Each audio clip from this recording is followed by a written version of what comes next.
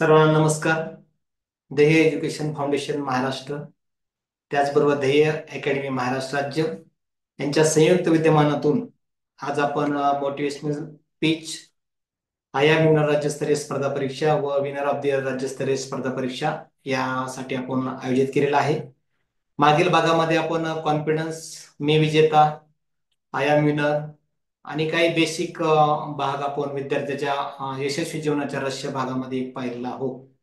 आज आपण यशस्वी विद्यार्थ्याच्या जीवनाचं रहस्य क्रमांक 2 पाहणार आहोत आणि त्यासाठी आज महाराष्ट्रातील सर्व I am winner, winner of the year, विविध प्रोग्राम ध्येयाचे असणारे सर्व विद्यार्थी उपस्थित आहेत. त्यांचं मनपूर्वक या ठिकाणी स्वागत करतो. त्याचबरोबर आमचे पालक, गुरुजन, शाळा, शाळा प्रमुख, सदस्य सर्वांचं या ठिकाणी मनपूर्वक स्वागत करतो. आजचं जे आपण सेशन मोटिवेशनल स्पीच क्रमांक 2 पाहणार आहोत, त्या मोटिवेशनल स्पीच मध्ये आपण पीपीटीच्या माध्यमातून विद्यार्थ्यांच्या जीवनातील काही असे भाग आहेत, त्या भागाच्या त्याचं अवलोकन केलं, त्याची अंमलबजावणी केली, ते समजून घेतले, तर निश्चितपणे मुलं त्यातून एक यशस्वी होऊ शकतात. हा त्या पाठीमागचा मानस आहे. या सिस्टीमचं ब्रीदच एकच ध्येय विद्यार्थी विकास आहे. महाराष्ट्र शैक्षणिकदृष्ट्या देशात पहिला आला पाहिजे आणि सर्व स्पर्धामध्ये आमचं स्थान हे पहिलं असलं पाहिजे, असं हे विजन असणारं, ज्याच्या नावात ध्येय, परीक्षेत येणार असणारं प्लॅटफॉर्म विद्यार्थ्यांना पालकांनी उपलब्ध करून दिला. खरंच या भाग्यवान पालकांचं, गुणवंत विद्यार्थ्यांचं आणि गुरुजनांचं सर्वांचं या ठिकाणी मनपूर्वक स्वागत करून पुन्हा आपण या ठिकाणी या सिस्टीमकडे पुढे जाऊया. या सेशनमध्ये आपण पीपीटीच्या द्वारे आपण हे सेशन पाहणार आहोत. त्यामुळे आपण या ठिकाणी पहिल्यांदा पीपीटी तुम्हाला मी स्क्रीन शेअर द्वारे दाखवत आहे.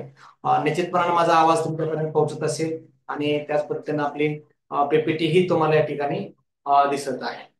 काही हरकत नाही. आपल्या पीपीटीचं हार मानणं म्हणजे स्वप्नांना थांबवणं.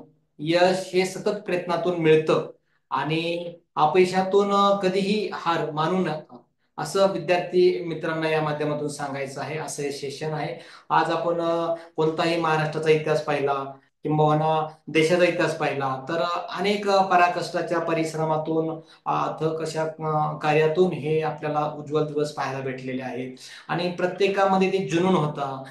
हम ना रुकेंगे ना थकेंगे, हम आगे बढ़ेंगे, म्हणजे असं एक जुनून होता. म्हणजे शिवरायांच्या, छत्रपती शिवरायांच्या या हिंदवी स्वराज्यामध्ये स्थापना करताना प्रत्येक मावळा हा त्या दिशेनं, प्रेरणेनं आणि विजननं पुढे जात होता आणि त्यामुळे आपल्याला एक आपल्या महाराष्ट्रासाठी हिंदवी स्वराज्य पाहायला भेटलं. महाराष्ट्राला, देशाला या स्वातंत्र्य काळ जो आपल्याला भेटला गेला, आज आपण मनमुक्त बोलू शकतो, ठिकाणी सर्व ठिकाणी आपली प्रगती करू शकतो. यासाठी स्वातंत्र्य मिळण्यासाठी अनेक लोकांनी प्रयत्न केलेले आहेत. याचा अर्थ असा आहे की हार मानून आपल्या स्वप्नांना थांबवायचं नाही, तर त्याच्यावर त्या हारेतून, त्या आलेल्या अपयशातून आपल्याला एक मार्ग काढायचा असतो.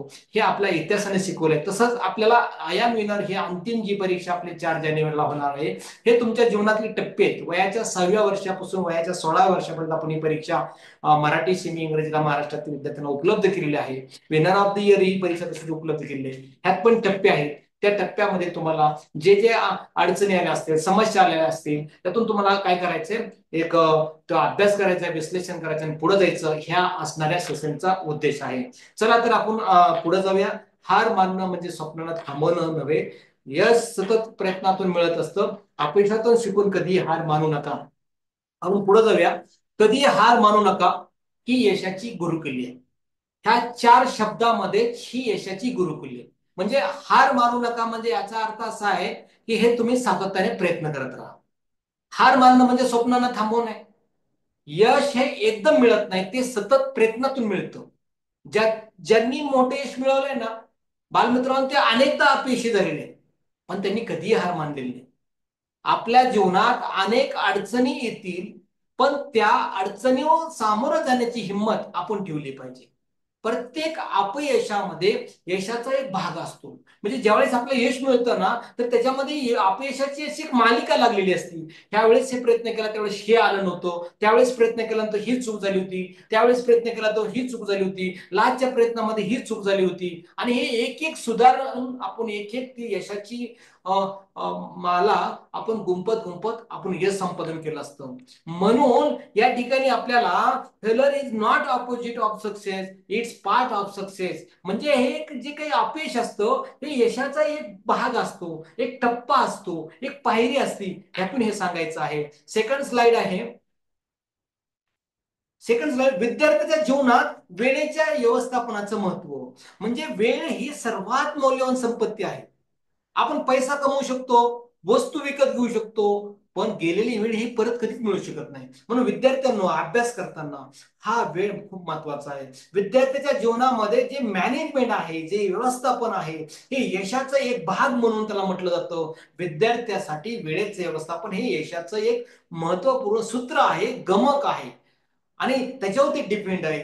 योग्य वेळेचं नियोजन केल्यानं ताण कमी होतो, ताण तणावाचं पण व्यवस्थापन करता येतं आणि अभ्यासाची गुणवत्ता वाढवता येते. विचाराच्या आणि ज्ञानाच्या कक्षा रुंदवता येतात. आपलं ज्ञान वृद्धिंगित करता येऊ शकतो. त्यासाठी छोट्या गोष्टीसाठी वेळ दौडू नका, प्राधान्यक्रम ठरवा, दिवसाची सुरुवात योजना बनवू नका. कोणते विषय अधिक महत्वाचे आहेत, कोणत्या विषयाला अधिक वेटेज दिलं पाहिजे, कोणत्या विषयाला जास्त वेळ देऊन त्याचं प्लॅनिंग केलं पाहिजे. मोबाईल, सोशल मीडिया अशा कितीतरी वेस्टेज गोष्टी आहेत काही काही वेळेस की आपण त्याला वेळ वाया घालतो आणि ते वेळ मुळीच वाया घालू नका. Study smart, not just hard.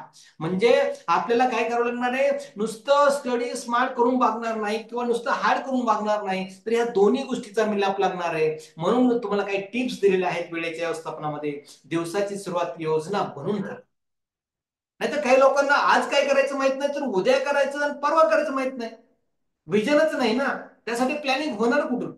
त्यासाठी विजन टायटल क्लिअर करा आणि प्राधान्य ठरवा की आज मला सकाळी उठल्यावर ह्या 2 तासासाठी काम करायचंय. शाळेत जाण्यापूर्वी हे माझं पूर्ण पाहिजे. शाळेत गेल्यानंतर माझं मोकळ्या वेळेत हे पूर्ण झालं पाहिजे. शाळेतून आल्यानंतर मला खेळायचंय, थोडस मला त्या ठिकाणी वेळ द्यायचा आहे आणि हे करत असताना मला प्राधान्यक्रम ठरवून आधी जायचं आहे. अभ्यासाच्या वेळेत व्यत्यय असणाऱ्या गोष्टी टाळा, छोट्या छोट्या ब्रेक घ्या, पण त्यात वेळ वाया घालू नका. वेळापत्र बनवा आणि त्याचं पालन करा. प्रत्येक दिवसाच्या शेवटी त्या दिवसाचं मूल्यमापन करा. आपण किती प्लॅनिंग केलं वेळेचं, विद्यार्थी मित्र खूप प्लॅनिंग केलं, पण आपण आउटपुटच घेतलं नाही की आज मी ठरवलेल्या गोष्टी झाल्यात का, ठरवलेल्या गोष्टी झाल्यात का आणि मी तिथपर्यंत पोहोचलो का, की माझे काय राहिले. ह्या गोष्टी अभ्यासावा. निश्चितपणाने तुम्हाला त्यातून यशातून चांगला मार्ग मिळेल, चांगली सवय लागेल आणि मॅनेजमेंटचे गुरु तुम्ही त्या ठिकाणी बनणार आहात. आपण नेक्स्ट पॉईंट मध्ये छोट्या छोट्या विजयातून आत्मविश्वास निर्माण करा. आपल्याला बरेच वेळेस काही काही अचिव्हमेंट मिळाले असतात आणि ते आपले बलशाली असतात, ते स्किल आहेत ना आपले बलशाली असतात आणि त्या बलशाली स्थानातून आपल्याला विजय प्राप्त करायचा असतो, कॉन्फिडन्स बिल्ड करायचा असतो आणि पुढे आगीकूच करायची असते. त्यात लहान लहान लहान विजय लक्ष ठरवा. मोठे लक्ष एकदम मोठे मोठे घेऊ नका. मोठं लक्ष गाठण्यासाठी छोट्या छोट्या लक्ष्यामध्ये आपण विभागणी केली पाहिजे, डिवाइड केलं पाहिजे. जसं की एखादं पुस्तक वाचायचं असेल तर आपल्याला काय केलं पाहिजे, एका दिवशी वाचता येईल का आपल्याला? बिलकुल नाही. मग त्याचं डिव्हिजन करा, 10-10 पानं दररोज वाचा. ते पुस्तक कधी वाचलंय कळणार पण नाही. आपलं उद्दिष्ट बी सफल, ज्ञान पण मिळालं आणि आपला हेतू पण सफल झाला. आणि एखादी छोटे यश मिळालं तर अभिनंदन करा, स्वतःचं अभिनंदन करा. अरे मी ते मिळवलं ना, मला खूप मोठं वाटलं होतं पुस्तक आणि कधी वाचेन कधी वेळ भेटेल मी हॅशर केला. प्रेरणा मिळते. आपण गणितामध्ये अवघड अवघड भाग 10 काढले आणि त्यात प्राधान्य ठरवलं की आपल्याला ह्यातून अभ्यास करायचा आहे. मराठीतले काही कंटेंट काढले, ह्यातून अभ्यास करायचा आहे. इंग्लिशचे काढले, इंटेलिजंटने काढले, टप्प्याटप्प्याने सर्व अभ्यासक्रम पूर्ण होईल. म्हणून आपल्याला काय होतं, पुढे जाण्याचं, लक्ष गाठण्याचं आपल्याला उत्साह मिळतो, प्रेरणा मिळते. त्यासाठी आपल्याला प्रत्येक यशाचं साजरे करता आलं पाहिजे. कॉन्फिडन्स वाढवा. लहान यश मोठ्या यशासाठी पाहिजे असते. दररोज लहान लक्ष पूर्ण केल्यानं आत्मविश्वास वाढतो, मोठं लक्ष गाठण्याची क्षमता वाढते, आपल्याकडे ताकद येते. पालकांनी मुलांच्या छोट्या यशाचं कौतुक करा, गुरुजनांनी करा, शाळांनी करा, थोडं मोठ्यांनी करा. मुलांना प्रोत्साहन दिल्यानं त्यांचा कॉन्फिडन्स वाढतो. ते अधिक चांगलं काम करू शकतात, प्रेरित होऊ शकतात. आणि मुलांच्या प्रत्येक प्रगतीची नोंद ठेवा. त्यांना त्यांच्या प्रगतीबद्दल सांगा की आपल्याला अशा पद्धतीने करायचं. म्हणजे काय असं काही मोठं वेगळं नाही की दररोज अभ्यासात ह्या विषयात चांगले गुण मिळाले माहित पाहिजे, दररोज गृहपाठ पूर्ण करणे, एखादी नवीन गोष्ट शिकणे, त्याच्यावर वेळ देणे, ह्या छोट्या छोट्या गोष्टी असतात आणि ह्या छोट्या छोट्या गोष्टीमुळेच चांगले परिणाम आपल्याला पाहता येऊ शकतात. सकारात्मक विचाराची शक्ती तुमच्याकडे एक पुंजीच आहे यशाची. यशाचं गमकच आहे. जेवढं तुम्ही पॉझिटिव्ह राहाल, पॉझिटिव्ह वागाल, पॉझिटिव्ह आचरणात विचारणात सर्व बाबतीत राहील, तर तुम्ही यशाकडे सहज पुढे आधी होत जाणार. यशाला शॉर्टकट नाहीये, टप्पे आहे. जन्मला की कोणी पळतं का? बिलकुल नाही. आम्हाला स्वातंत्र्य मिळालं आम्हाला कित्येक वर्षानंतर. ते काय पहिल्या दिवशी मिळालं का? अनेक टप्पे होते त्याचे. वेगवेगळे उपोषणाचे टप्पे होते, वेगवेगळे लढ्याचे टप्पे होते. हिंदवी स्वराज्य उभं राहिलं म्हणजे डायरेक्ट उभं राहिलं का? नाही ना. एखादा IPS होतो, एखादा कलेक्टर होतो, डॉक्टर APJ अब्दुल कलाम म्हणतात, एखादा सचिन तेंडुलकर बोलतो, लता मंगेशकर म्हणले असतील, प्रत्येक क्षेत्रातलं सांगतो. हे तसे डायरेक्ट नाही म्हणले, टप्प्याटप्प्याने म्हणले. आपल्यालाही तसं जायचं आहे. सकारात्मक विचार, सकारात्मक कृती पाहिजे. आपले विचार आपल्या कृतीवर प्रभाव टाकतात. सकारात्मक विचार केल्यानं आपण सकारात्मक कृतीने करतो आणि चांगले निर्णय घेतो. नकारात्मक विचारामुळे आपली ऊर्जा कमी होते आणि आपण योग्य निर्णय घेऊ शकत पण नाही. सकारात्मक लोकांसोबत राहिल्यामुळे आपले विचार काय होतात? त्यांचा विचारचा प्रभाव आपल्याला पडतो. विचारांची देवाणघेवाण चांगली होते. चांगल्या लोकांवर पण राहिलं चांगलं शिकायला मिळतं. एक दिशा मिळते, आयडियल बनतात, प्रेरणा मिळते, ऊर्जा मिळते आणि आपणही सकारात्मक बनतो. म्हणून नकारात्मक लोकांपासून त्या विचारापासून दूर राहणं गरजेचं आहे. आपल्याला यश मिळवायचं असेल, योग्य वेळी उचित ध्येयापर्यंत जायचं असेल, आपल्याला ठरलेलं विजन कंप्लीट करायचं असेल, तर सकारात्मक लोकांसोबत राहा, सकारात्मक विचारासोबत राहा. विचार बदला, नशीब नाही बदलत. त्याच्या पुढे जाऊन दोन पावलांनी सांगावं लागतं, वातावरण बदला, संगत बदला. आपल्याकडे संगतीचे तसे लोक चांगल्या विचाराचे असतील तर आपण पुढे जाऊ ना. नाही तर सर्व खेचणारे, मागे ओढणारे, निंदा नालस्ती करणारे, निसं खुन्नस देणारे, आपले नावं ठेवणारे नाही ना आपण. आपल्याला प्रत्येक गोष्टीत कौतुक करायची थाप पाहिजे, आपल्याला प्रेरणीच थाप पाहिजे. हा यस, करू शकतो, खूप चांगलं आहे, तुला जमतंय ते, कर अजून प्रयत्न, उद्या येऊन जाईल ते, 2-4 दिवसात ते एक्सपर्ट होतील, एक्सलेंट होतील. आणि पॉझिटिव्ह एनर्जी. तुला येतच नाही, काय जमतंय असं नाही. ह्या दृष्टीने आपण जाणार आहोत आणि त्या विचारात आपण राहू ना. एखादं कलियुग आहे, एखादं तुम्हाला नाव ठेवणार, त्या विचारापासून दूर राहू ना. दररोज सकारात्मक पुष्टी करा. जसं की मी यशस्वी होईन, मी विजेता आहे, मी माझे लक्ष गाठीन, मी मी माझे सर्वात उत्तम देईन, सर्वात बेस्ट देईन, सर्व प्रयत्न करीन.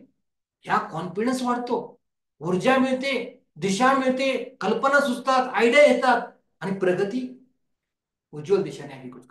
सकारात्मक विचाराची सवय लावून घ्या. प्रत्येक परिस्थितीत सकारात्मक विचार माझा ना. प्रत्येक व्यक्ती चांगलं शोधा ना आणि चांगल्या कामात चांगलं वागा. अपयश आलं तरी त्यातून शिकण्याची संधी मिळतेच. सकारात्मक विचारानं आपलं मानसिक स्वास्थ्य चांगलं राहतं, आपण अधिक आनंदी राहून जगू शकतो आणि त्या विचारामुळं आपण खूप मोठ्या लेवलला जाऊ शकतो. अशा पद्धतीने आपण काम करत असताना त्या ठिकाणी आपले विचार आपलं भविष्य घडवतात. सकारात्मक विचार करा, सकारात्मक जीवन जगा. बघा किती चांगला मोठा विचार आहे.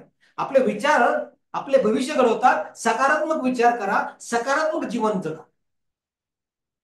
आणि यामुळं आपल्याकडे एक चांगली विचारसरणी बनते आणि आपल्याकडे पाहण्याचा दृष्टिकोनही बदलतो.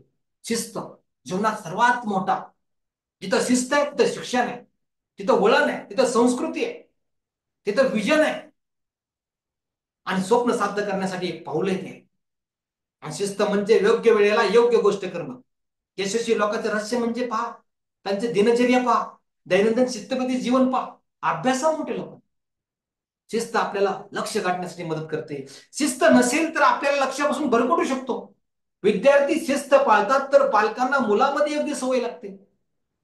शिस्तबद्ध विद्यार्थी वेळेचे नियोजन व्यवस्थापन करतात, मॅनेजमेंटचे गुरु बनतात, नियमित अभ्यास करतात, त्यांचं काम वेळेवर पूर्ण करतात. आणि शिस्त आपल्याला जबाबदार व्यक्ती घडवते, आपल्या कामाप्रती समर्पित बनवते. ती निष्ठा, ती प्रेरणा, ते चित्त, ती चिकाटी, जोश त्या निष्ठेमुळे, त्या शिस्तीमुळे. आणि शिस्त लावण्याचं ठरवलेलं वेळापत्र पाळा. दिवसाची सुरुवात वेळेवर करा, नियमित उठा, नियमित अभ्यास करा, आपल्या कामाला प्राधान्य द्या. शिस्त एका दिवशी येत नाही, ती सवय सवयीने शक्य होतं, लगेच नाही. आणि शिस्त लावण्याच्या काही टिप्स पण दिलेल्या आहेत. दररोज आपलं ठरलेलं वेळापत्र पाळा, की आपण किती वाजता उठायचंय, किती वाजता झोपायचंय, किती वाजता अभ्यास करायचा आहे, किती वाजता खेळायचंय. अदर बी सोशल मीडिया बघा ना, चांगलं पॉझिटिव्ह बघा ना, सकारात्मक बघा, भरपूर काही शिकण्याजोग आहे. ह्या ज्ञानाचा वापर झालाच पाहिजे. पण आपण काय बघतो? कार्टून, वेगवेगळे गेम्स, त्यातून आउटपुट काय? चांगलं शिका बाळांनो.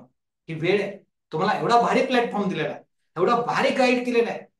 त्यामुळं ठरलेलं वेळापत्र पाळा, नेहमीच अभ्यास करा. अभ्यास एकदाच होत नसतो, त्याचं संचन होत असतं, थोडं थोडं क्रेडिट होत असतं आणि ते तुमच्या परीक्षेच्या कामी उपयोगी असतं. वेळेवर झोपा आणि वेळेवर सुटा. झोपही 8 तास लागली पाहिजे. आपल्या कामाला प्राधान्य द्या. विनाकारण कुणीतरी बोलवते, शाळेची वेळ टाळून चालेल का? कुठेतरी जायचं म्हणून शाळा बुडवायची का? नाही. ज्या गोष्टी त्याला महत्वाचं. आणि एवढा अभ्यास करत असताना व्यायामाकडे आणि आहाराकडे लक्ष द्या.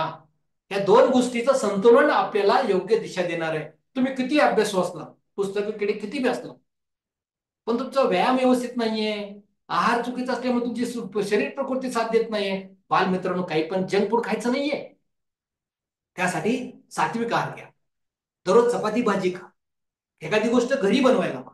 आवडणारी गोष्ट घरी कधीतरी खा. तेलकट कमी टाळा. तेलकट टाळाच आणि चांगलं बनवा आणि चांगलं राहा आणि चांगलं विजन घेऊन पुढे चला. त्याला शिस्त म्हणतात. आता आवडते म्हणून आपण तेच खाणार, बाहेरच पदार्थांना ते करणार, परिणाम होईल आणि त्याची जाणीवही कधी होणार नाही. कठोर परिश्रम विरुद्ध स्मार्ट वर्क. नुसतं स्मार्ट वर्क करून आपण चालणार नाही, नुसतं कठोर परिश्रमी करून चालणार नाही. दोन्ही गोष्टी एक नाण्याच्या दोन बाजू आहेत.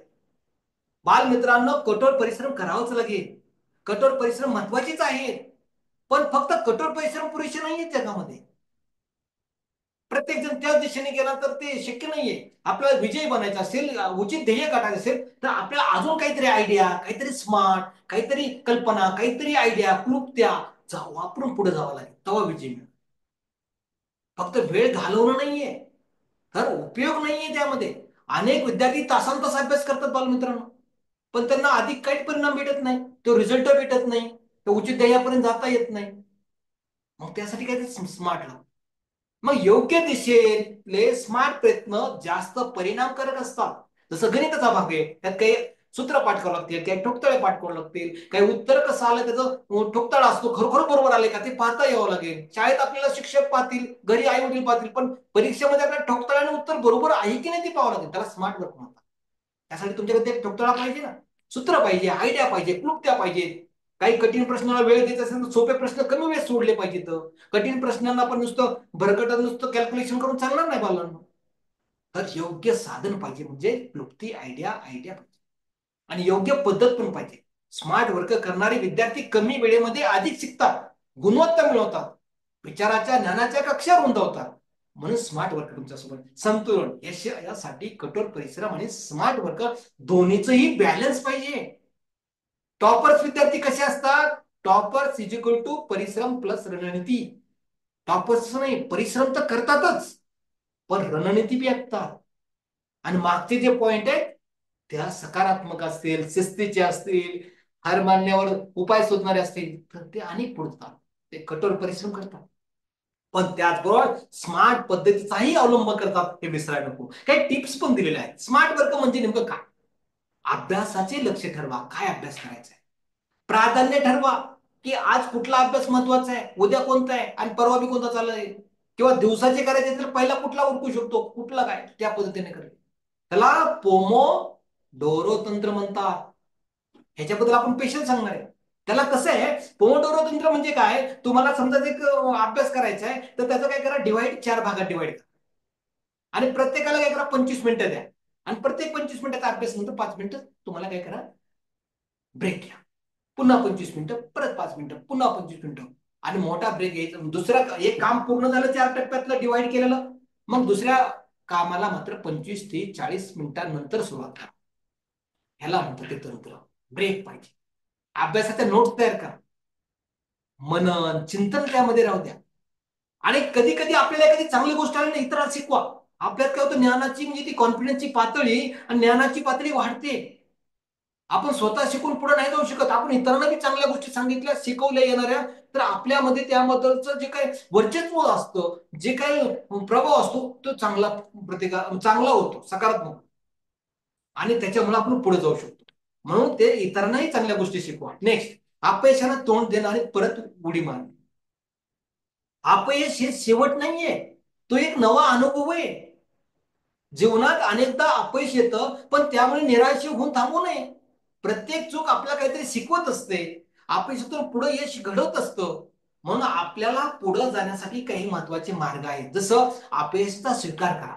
पहिला मार्ग काय? चूक झाली ना, ठीक आहे. कशामुळे चूक झाली ती? त्याला दोष द्यायचा नाही.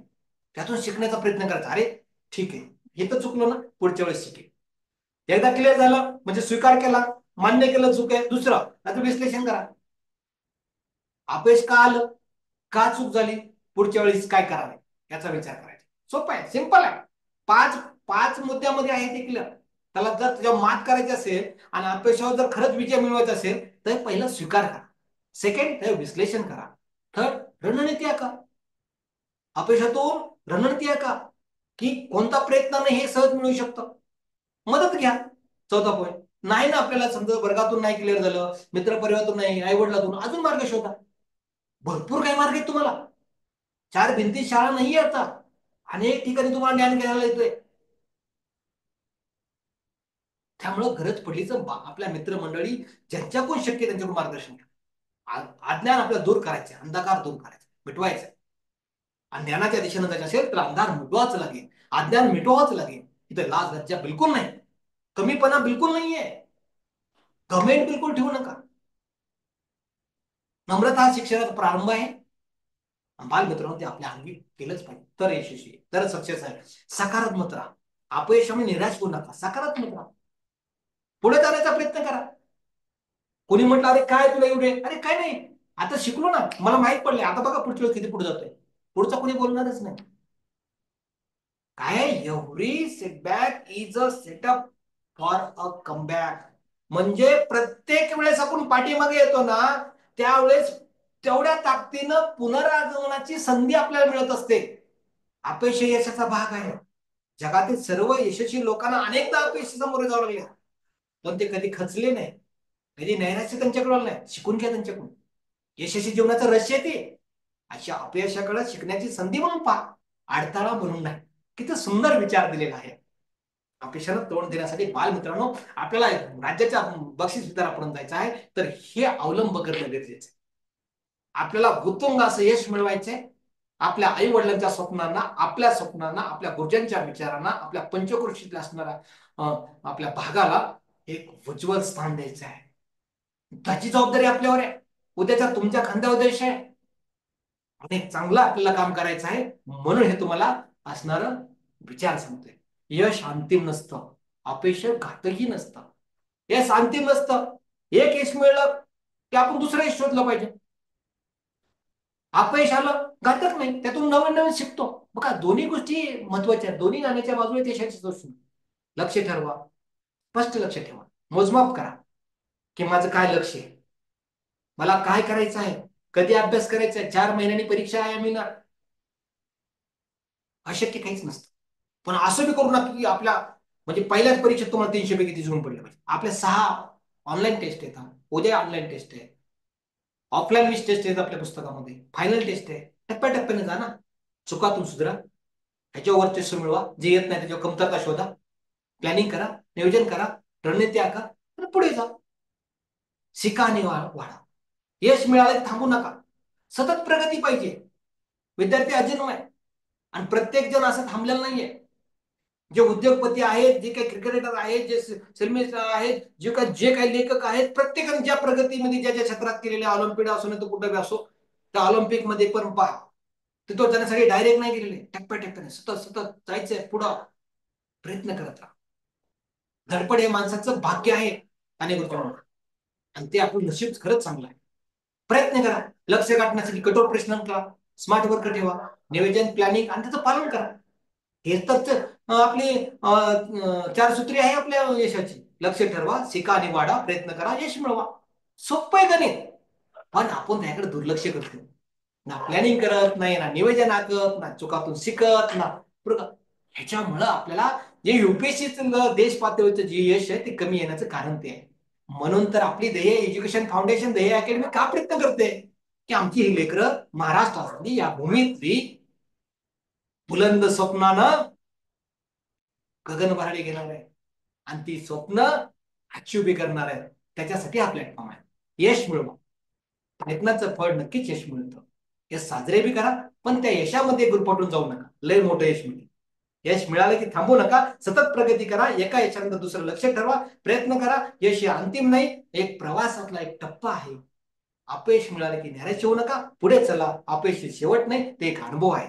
आणि अपयशातून शिका आणि पुन्हा प्रयत्न करून मोठे व्हा. हा दृष्टिकोन यातून आहे. जीवनात जीवन म्हणजे शिक्षणाची अखंड प्रक्रिया आहे. ती अनुभवातून, विचारातून, प्रगतीतून, एकमेकांच्या देवाणघेणीतून ही सुधारत राहत असते. हा त्यामागचा दृष्टिकोन. तुमच्या चुकातून शिका. प्रत्येक जण चुकत होतो, चूक करत नाही.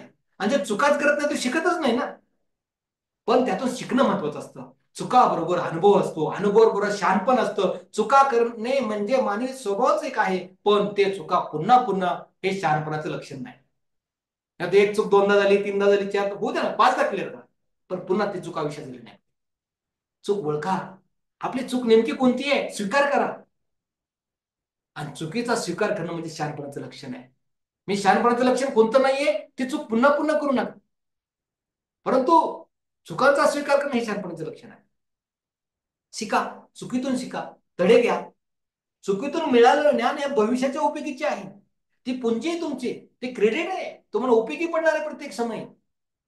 आणि विश्लेषण करा. चूक झाली की काय चुकले त्याचे विश्लेषण करा. चुकीच्या मुळाशी जा, समस्या शोधा आणि त्या सोडण्याचा प्रयत्न बी करा. सुधारा. शिकलेल्या धड्याचा वापर करून सुधारणा, स्वतःला सुधारा आणि पुढच्या वेळी ती चूक होणार नाही याची काळजी घ्या. पालकांनी मुलांच्या चुका स्वीकारत असताना योग्य मार्ग दाखवा. मुलांना चुका करण्याची भीती वाटू नये, त्यांना चुकामधून शिकण्याची संधी मिळावी. उदाहरणार्थ चुकीचा अभ्यास पद्धतीने सुधारणा करणं, चुकीच्या उत्तराचे विश्लेषण करणं हेही महत्वाचं आहे. चुका करणारा माणूस कधीही अपयशी होत नाही. तो फक्त यशाचे हजारो मार्ग शोधत असतो, म्हणून चुकत असतो. म्हणून म्हटलं ना, धडपडे माणसाचं भाग्य सांगूची काम. तर चुका होऊ द्या, पण ते चूक पुन्हा पुन्हा होऊ देऊ नका. शेवटी आपण येतोय छोट्या सवयी मोठे परिणाम.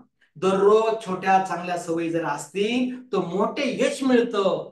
आपल्या दैनंदिन जीवनामध्ये आपल्याला सवयी आपलं भविष्य घडवत असते. आणि चांगल्या सवयी लावल्यानं आपण यशाच्या दिशेनं वाटचाल करत असतो आणि एक बलाढ्य यश असं उत्तम प्रमाणे असतं. उदाहरणार्थ दररोज जर 20 मिनिटं वाचन केलं, तर वेळेवर झोपलं, नियोजन केलं, व्यायाम केलं, इत्यादीची सवय लावल्या, तर आपल्या जीवनात मोठे बदल घडू शकतात. एक क्रांतीची, प्रगतीची लाट येऊ शकते. आणि ते सुखात असणारा तो वारा, तो असणारा क्षण सर्वांचं मानताट करणार असतो. आई वडिलांचं मानताट करणार असतो. तो अभिमान असतो, स्वाभिमान असतो. त्याच्यासाठी जगायचे आपल्याला. सातत्य हाच बदल घडवितो. एखादी चांगली सवय एका दिवसात लागत नाही बालमित्रांनो.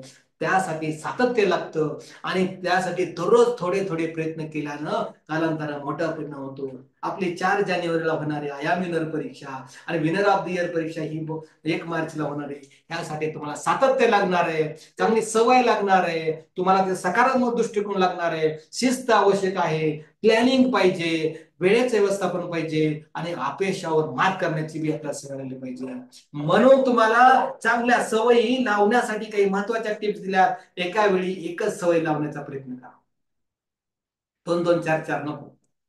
एक ना धड भाराभर चिंता नको आपल्याला. सवय लावण्यासाठी योग्य वातावरण तयार करा. सवय लावण्यासाठी स्वतःला जबाबदार करा. सवय लावण्यासाठी बक्षीस द्या. चांगल्या सवयी एखाद्या दिवशी चुकले तरी दुसऱ्या दिवशी पुन्हा करू नका. तुम्हाला सांगतो, नवीन जर सवय लावायची असेल, कमीत कमी 21 दिवस दररोज सकाळी उठावं लागेल. जर आपल्याला उठण्याची सवय लावायची असेल, दररोज 21 दिवस लवकर झोपण्याची सवय लावावी लागेल. दररोज सातत्यानं अभ्यास, गृहपाठ वगैरे आपल्या शाळेचा पूर्ण करण्याची सवय 21 दिवस लावावी लागेल. आया मिलरचा टप्प्यानं टप्प्यानं दररोज निवास करणे 21 दिवस लागतील. तेव्हाच एक सवय आपल्या अंगी येणार आहे. बघा, चांगलं नाव कमवायला किती वेळ लागतो? बरेच दिवस. गमवायला छोटा. संकट येतच असतात, आपल्या आव्हानं येतच असतात. त्या आपल्याला एक मोठे विचार करण्यासाठी, सशक्त बनवण्यासाठी, बलशाली बनवण्यासाठी ते आपल्याला येत असतात. आणि त्याच्यावरच आपण जिंकून काय करत असतो? मोठे आगेकूच करत असतो. 1% सुधारणा, दररोज 1% सुधारणा केल्यानं वर्षभरात 37 पटीनं आपला विकास, प्रगती होऊ शकते, सुधारणा होऊ शकते. थोडं थोडं सुधरा. ऑटोमॅटिकली बदल होत जाईल. वर्षाकाठी तेवढं बदलत जाऊ. आणि दररोज 20 मिनिटं वाचल्यानं वर्षभरात 30 पुस्तकं वाचू शकतात. इतकं सुंदर काम या माध्यमातून होऊ शकतं. किती छान. तुमच्या समोर 10 स्लाईड होत्या, 10, आणि इतक्या सुंदर होत्या. त्यामध्ये तुम्हाला पहिल्यांदा पुन्हा मी रिमाइंडिंग करतो. पहिलं होतं म्हणजे काही काही हार मानू नका, याच्यातली गुरुकिल्ली आहे. दुसरं म्हणजे वेळेचं व्यवस्थापन पाहिजे. तिसरं म्हणजे छोट्या छोट्या विजयातून आत्मविश्वास निर्माण करा. आणि पुढचं म्हणजे सकारात्मक विचारशक्ती तुमच्याशी नेहमीच जवळ ठेवा, तुम्हाला यश गाठायचं असेल. आणि शिस्त हे स्वप्न साध्य करण्यासाठी एक पाऊल आहे. आणि त्याचबरोबर कठोर परिश्रमाबरोबर तुम्हाला एक स्मार्ट वर्क पण जवळ पाहिजे. त्याचं संतुलन बॅलन्स करता आलं पाहिजे. अपयशाला तोंड देता आला पाहिजे. परत उडी मारता आली पाहिजे. आणि यश हे अंतिम नसून, अपयश हे घातक नसून, याचा संमिश्र मेळ पण कळाला पाहिजे. अंतिम यश हे पुन्हा दुसरं यश गाठण्यासाठी असतं, तर अपयश हे त्यातून शिकण्यासाठी असतं, अनुभव देण्यासाठी असतं. चुकामध्ये नेहमी नेहमी होणाऱ्या चुका, कमी वेळेत होणाऱ्या चुका, आपल्याला ह्यांचा स्वीकार करायचा.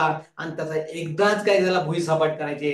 त्याच्यावर भुईसपाट करण्यासाठी ओळखावं लागेल, शिकावं लागेल, विश्लेषण करावं लागेल, प्लॅनिंग आखावं लागेल, आणि त्याला एकदा आपण क्लिअर करावं लागणार आहे. असं नवीन नवीन तुम्ही त्या ठिकाणी शिकू शकता. आणि छोट्या छोट्या सवयीतून मोठे मोठे आपल्याला विजय मिळू शकतात. आपली प्रगती होऊ शकते, उचित ध्येय गाठू शकतं. असा सुंदर असा प्लॅटफॉर्म आपल्या भाग्यवान पालकांनी आपल्याला उपलब्ध केलेला आहे, आपल्या गुरुजनांनी उपलब्ध केला आहे, प्रतिनिधींनी उपलब्ध केला आहे, आपल्या सचिनच्या सदस्यांनी उपलब्ध केला आहे, शाळेने केला आहे. विद्यार्थी मित्रांनो, खरंच ते करण्यासाठी खरंच भाग्य आहे. आणि तुम्ही पण भाग्यवान आहात. एवढ्या कमी वयामध्ये तुम्हाला प्लॅटफॉर्म भेटलेला आहे. मोठी बक्षिसं, मोठी योजना, फॅसिलिटी, सर्व फ्री मध्ये तुमच्या विचारासाठी. आताही आपल्याला पण हा प्लॅटफॉर्म करत असताना अडचणी मात येतच असतात. आपलं पहिलं जे मोटिवेशनल स्पीच झालं त्या दिवशी पूर्ण लाईट नव्हते. आजही मोटिवेशनल स्पीचला 4 तास लाईट नव्हते. मला सांगा, अडचणी आल्या म्हणून थांबलंय का?